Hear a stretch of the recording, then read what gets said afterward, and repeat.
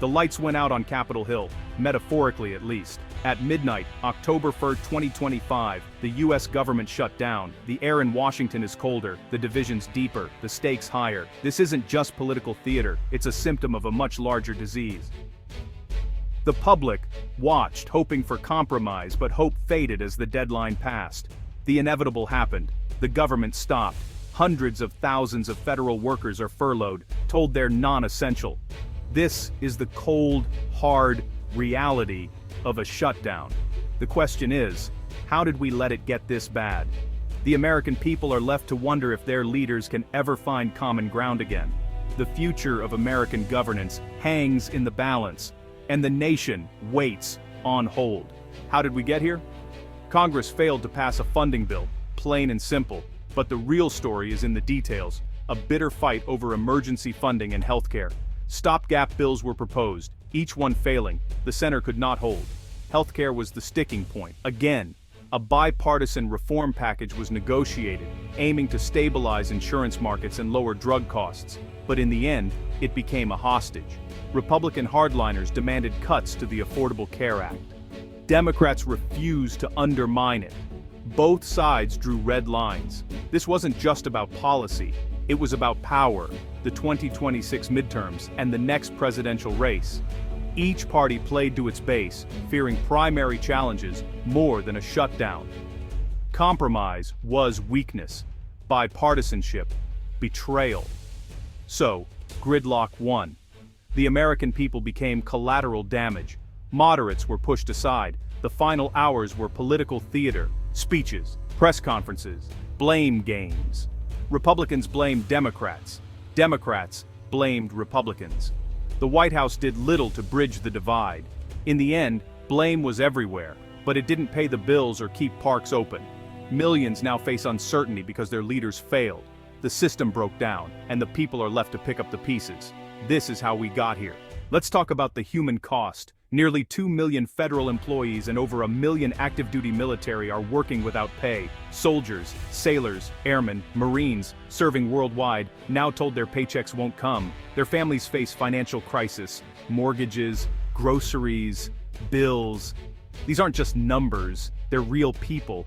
The NASA scientist furloughed in Houston, the park ranger locked out of Yellowstone, the FBI agent working without pay. Public servants betrayed by the system they serve. The stress is immense, the uncertainty crippling. Credit unions are flooded with loan requests. Food banks near bases brace for demand. Military families, the bedrock of our defense, now rely on charity. Politicians still get paid. Lobbyists still dine out. But those who run the country are left behind. The message to our troops: you're pawns in a political game. Morale and readiness suffer. The Pentagon warns of impacts on operations and training. Congress ignores the warnings, too busy scoring points. The true burden falls on those in uniform. This is a moral failure. The shutdown's human toll is real, and it's growing. America's public servants deserve better. The shutdown's impact ripples far beyond federal employees. Millions of contract workers, janitors, security guards, IT specialists are out of work with no back pay. National services grind to a halt. Passport offices closed. Small business help unavailable. Parks locked. Local economies suffer as tourism dries up. This isn't just a Washington problem. It's an economic disaster for communities nationwide. Regulatory agencies are paralyzed. Food safety inspections suspended. Toxic waste cleanups halted. Public health and safety are at risk. The longer the shutdown, the greater the danger. Politicians seem oblivious, locked in ideological bubbles. Families face cascading financial hardship. Furloughed workers can't pay daycare. Businesses lose customers. The pain spreads from family to family, town to town. This is the domino effect of a shutdown, a self-inflicted wound. The economic and social damage will linger long after the government reopens. Trust in government is shattered. The system meant to serve the people is grinding to a halt. The cost is measured in lost jobs, closed businesses, and broken trust. The shutdown's reach is vast, its consequences deep. America's resilience is being tested. The healing will take far longer than the shutdown itself. Enter the wild card, former President Donald Trump. He's not in office, but his influence is undeniable. He urges Republicans to hold the line, framing the shutdown as a test of loyalty. Many in the GOP listen, fearing his wrath and craving his endorsement. Trump sees the shutdown as a chance to shrink the federal government, weaken the so-called deep state, and dismantle agencies he opposes. He's using the crisis to push an agenda he couldn't achieve in office. Critics warn, this is a dangerous abuse of power, bypassing checks and balances. It threatens the nonpartisan civil service and blurs lines of authority. The current administration is left negotiating with a party taking cues from a leader outside government. This is uncharted territory, a potential constitutional crisis. If a former president can command a shutdown, what does that say about our institutions? The stakes are higher than ever. American democracy is being tested in new and perilous ways. The world is watching America's crisis unfold. Allies see dysfunction and instability, questioning U.S. leadership. Adversaries like Russia and China use the shutdown as propaganda, claiming democracy is failing. The shutdown is a gift to autocrats, undermining America's image as a beacon of stability. The economic impact is global. The U.S. is the world's engine, and a shutdown threatens recession everywhere. Investors grow nervous, markets react, and the risk of a global financial crisis rises. America's reputation as a reliable partner is tarnished. For decades, the U.S. stood as a model of stability and rule of law. Now, we look divided and unable to govern ourselves. The damage to our global standing is immense. Rebuilding trust will take years. The world wonders if America can recover. The consequences of this shutdown reach far beyond our borders.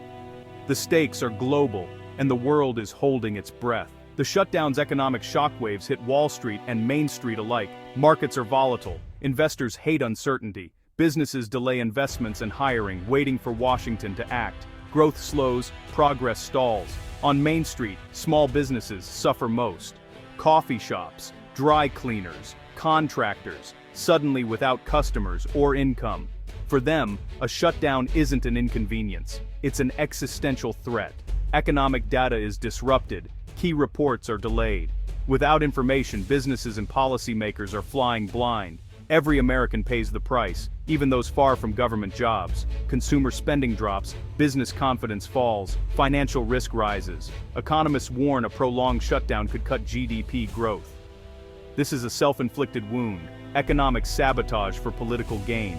The bill will be paid by hard-working Americans. The longer it lasts, the deeper the damage. America's economy is being held hostage by politics. This shutdown is more than a temporary crisis. It's a warning sign for American democracy. It exposes deep divisions in a system unable to compromise. Congress is paralyzed, the presidency struggles, courts are drawn into politics, public trust is at an all-time low. When faith in government erodes, extremism and instability follow. The machinery of democracy is breaking down. Fixing this will take more than reopening the government. It requires a fundamental change in political culture. Leaders who put country over party. Citizens who demand more. We must reward compromise, rebuild the political center, and restore trust. This crisis could be a wake-up call, a chance to confront our problems and inspire new leadership. The future isn't written. The choices we make now will define our nation. Will we choose division, or will we rebuild, stronger and more united than before?